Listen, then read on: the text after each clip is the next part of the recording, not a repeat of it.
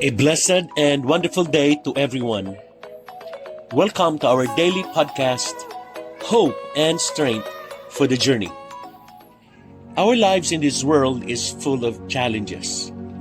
We face different choices, different opportunities, different trials and problems to solve.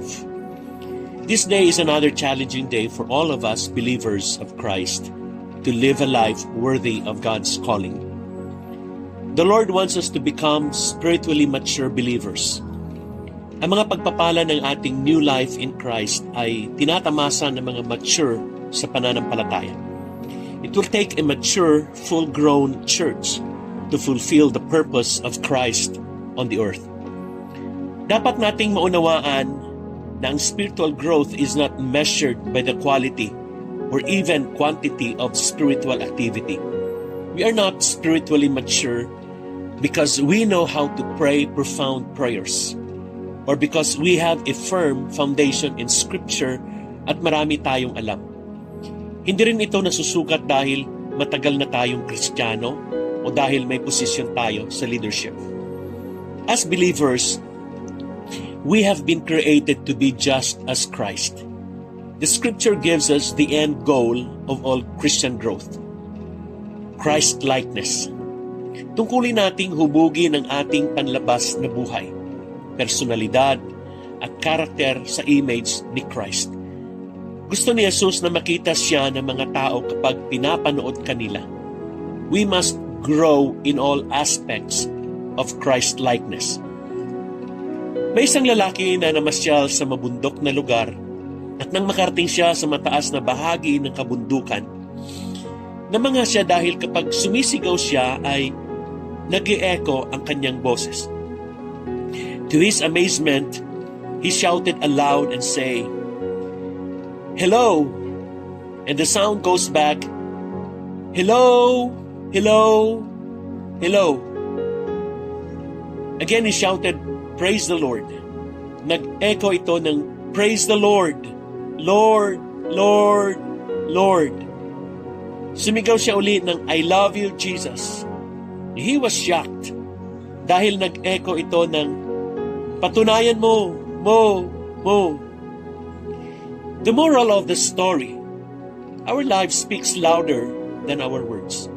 Our lives must echo the Lord's word. I was interested in the research I read about the way we communicate with each other. Itong sinasabi, in a conversation, we communicate 7% of our actual words and 35% with our tone of voice and 58% with our actions. Interesting, isn't it? Marahil iyon ang dahilan kung bakit may nagsasabi na talk is cheap. Ang mga salita ay maaari lamang maging mga salita kapag walang kaukulang action. Kung gusto mong malaman kung ano ang pinaniniwalaan ng isang tao, huwag makinig sa kanilang sinasabi. Panoorin kung ano ang kanilang ginagawa. Hindi ba't wise advice ito? Sa tingin ko. The news of our faith in God is out to be heard and seen. We are the living message of God. Minsan, hindi na namin kailangang sabihin pa because we are the message. Itong sinasabi sa 1 Thessalonians chapter 1 verses 7 to 9. Kaya't naging huwaran kayo ng mga kapatid sa Macedonia at Akaya, sapagkat hindi lamang ang katuruan tungkol sa Panginoon ang lumaganap sa Macedonia at Akaya sa pamagitan ninyo. Ang inyong pananampalataya sa Diyos ay nabalita rin sa lahat ng dako. Kaya't hindi na kailangang magsalita pa kami tungkol dito. Ang mga taga-roon na rin ang nagbabalita kung paano ninyo kami tinanggap. Sila rin ang nagsasabi kung paano ninyo tinalikuran ang pagsamba sa mga Diyos-Diyosan upang maglingkod sa tunay at buhay na Diyos. Alam mo ba na may magandang layunin ang Diyos kung bakit ka nilagay sa mundong ito? Nais ng Diyos na magpahayag ng kanyang mensahe sa mundong ito sa pamamagitan ng buhay.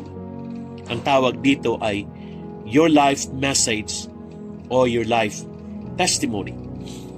Para maging makabuluhan ang ating buhay sa araw na ito at mga araw pang darating, ay isipin na natin kung ano ang ating magiging life's message at magpasya tayong i-share ito sa mga taong nasa paligid natin. The Bible says in 1 Thessalonians chapter 1 verse 8, your lives are echoing the Master's word. The news of your faith in God is out. We don't even have to say anything anymore. You are the message. Sa bawat pagkakataon na tayo'y nagpapatotoo at sinasabi natin, ito ang mga kamangha-manghang ginagawa ng Diyos sa aking buhay. You are sharing your life message. Kapag sinabi mo na nagpray ako at ito ang ginawang pagtugon ng Diyos sa kahilingan ko, you've given a life message. Kapag sinabi ko na tinulungan ako ng Diyos sa mabigat na pagsubok na aking naranasan, you are sharing your life message. Tanging ikaw lang ang makapagte-testify ng iyong unique life message. Nobody else can do it for you. Kasi life mo yon. At ako rin ang tunay na makapagte-testify ng aking life message kasi yon ang personal kong karanasan sa Panginoon. If we don't share our life's message, we are cheating the world and perhaps we don't have the good news to share. Bakit ba ninais ng Diyos na gamitin niya ang mga buhay natin? Simply, because the best message are personal messages. The most powerful messages come through God's people led by the Holy Spirit. Notice this. When God shared His message of love, mercy, and grace, He did not text it or emailed it. He delivered it personally. He came in person. Ang sabi ng Bible, the Word became flesh. Jesus Christ came to earth so we could see the real message in full color. What God is like. God wanted that His message be shared to the world today. Hindi niya ito iginuhit sa langit at nakatingala natin itong babasahin. But rather, He wants to share it through us. Meron nang nagsabi na, paano ko maisishare sa iba ang aking life message? Hindi naman ako ganap o perfect. Well, you don't have to be perfect to share your life message. You just have to be honest, real, and truthful. Pwede mong sabihin na, sa ganang akin, wala akong maipagmamalaki at hindi ko taglay ang lahat at hindi ako ganap. Subalit ito ang kabutihang ginawa sa akin ng Diyos sa pamamagitan ng ating Panginoong Hesukristo.